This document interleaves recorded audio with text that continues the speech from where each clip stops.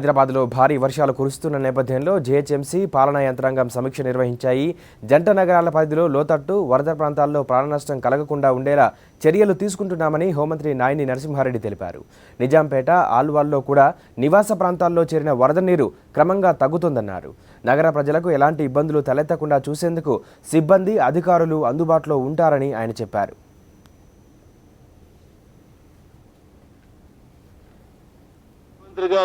కేటీఆర్ తోటి మాతోటి 2-3 సార్లు మాట్లాడాడు.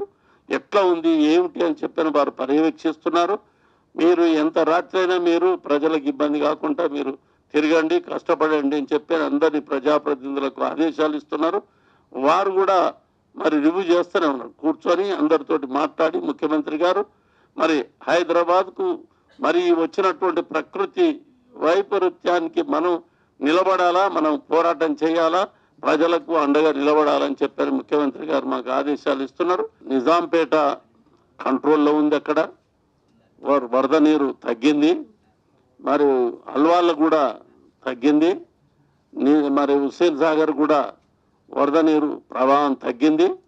అన్ని విధాల మరి అధికారులు చాలా జాగ్రత్తతోటి, చాలా అంకిత భావంతో పనిచేస్తున్నారు.